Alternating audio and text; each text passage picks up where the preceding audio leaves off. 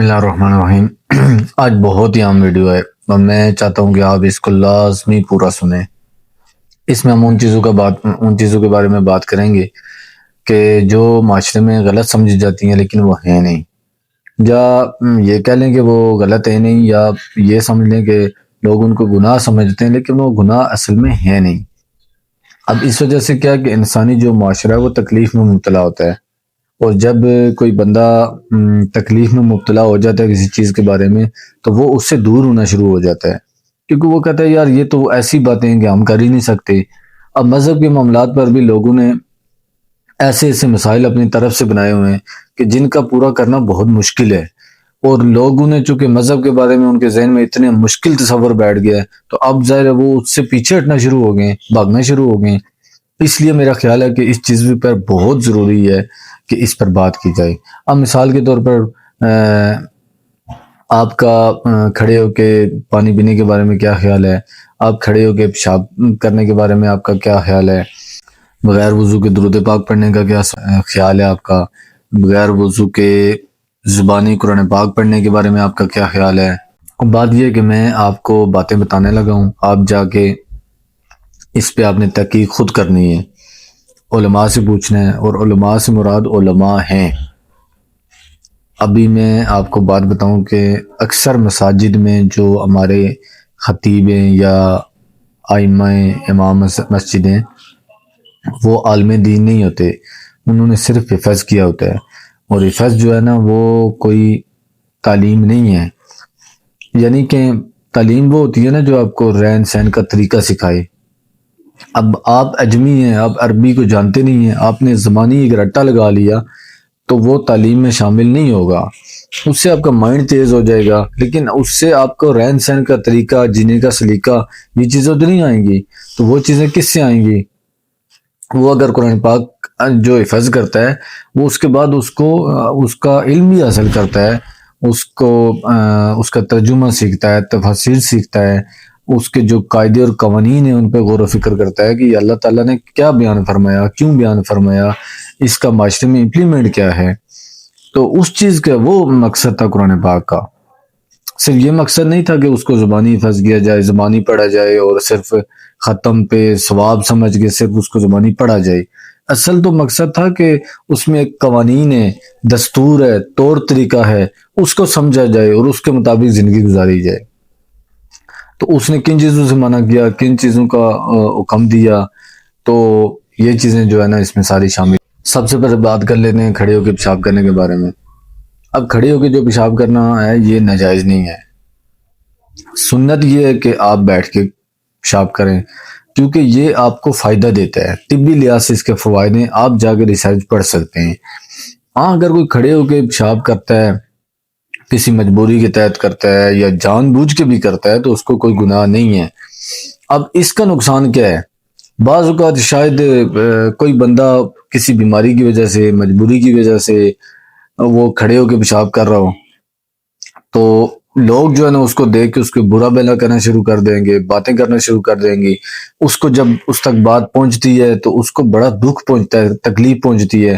اب اس کو سمجھانے کی کوشش کرتا ہے لوگوں کو، تو لوگ چونکہ ان پڑھ ہیں، دین کا علم نہیں ہے، تو وہ اس کا مذاق اڑاتے ہیں، وہ سمجھتے ہیں کہ یہ پاگل ہو گیا، یہ تو کہہ رہا ہے کہ کھڑے ہو کے پیشاب کرنا جو ہے گناہ نہیں ہے، حالانکہ واقعی گناہ نہیں ہے، لوگوں کے پاس تو تعلیم نہیں ہے۔ اسی طرح کھڑے ہو کے پانی پینا، اب کھڑے ہو کے پانی پینا بالکل جائز ہے، کوئی ناجائز نہیں ہے۔ سنت یہ ہے کہ آپ بیٹھ کے پئیں، بیٹھ کے پئیں گے، سنت سمجھ کے تو ثواب ملے گا، سنت نہیں سمجھ کے پئیں گے تو بیٹھ کے پئیں گے تو کم از کم فائدہ ملے گا، کیونکہ کھڑے ہو کے پینا نقصان دہ اور بیٹھ کے پینا فائدہ مند ہے۔ اور ہمارے نبی صلی اللہ علیہ وسلم نے جتنے طور طریقے ہمیں بتائیں وہ اسی لیے بتائیں کہ وہ انسان کے لیے فائدہ مند ہے، وہ نقصان دہ نہیں ہے۔ لیکن اگر کوئی کھڑے ہو کے پیتا ہے تو وہ ناجائز نہیں کر رہا، ہاں البتہ اس کی وجہ سے آپ اس کو برا بھلا کہہ رہے ہیں، کوئی بات کر رہے ہیں، تو آپ ناجائز کر رہے ہیں، آپ گناہ گار ہوں گے، کیونکہ معاشرے میں آپ تنگی پیدا کر رہے ہیں، دوسرے کی دل آزاری کا باعث مان رہے ہیں۔ ایک چیز گناہ نہیں ہے اور اس کو گناہ بنا کے پیش کر رہے ہیں، اور دین میں سختی پیدا کرنے کا نتیجہ یہ ہے کہ لوگ دین سے دور ہو جاتے ہیں۔ جس طرح کے آج مسلمان بھی بہت سارے دور ہیں، کیونکہ ان چیزوں کو انہوں نے ضروری سمجھا ہوا ہے جو حقیقت میں ضروری ہے نہیں، اور جو ضروری ہیں ان کو وہ ضروری نہیں سمجھتے۔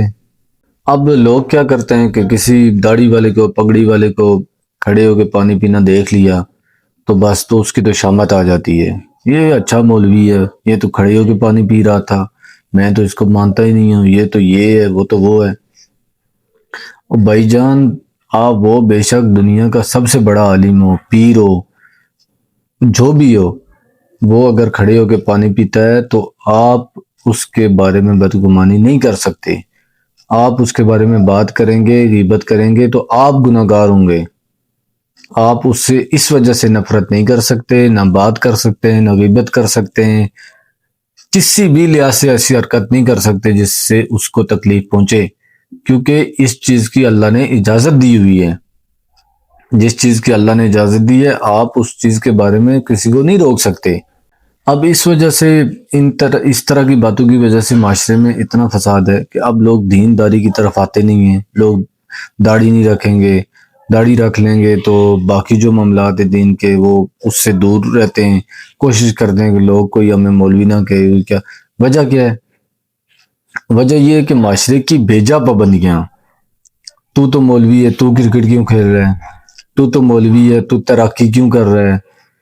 وہ ایک بڑی مزے کی بات تھی، ایک مفتی صاحب کہیں تیر رہے تھے تو انہیں کسی بندے نے جا کے کہا کہ مفتی صاحب آپ تو مفتی ہیں اور اتنی بڑی داڑھی رکھی ہوئی ہے اور آپ تیر رہے ہیں۔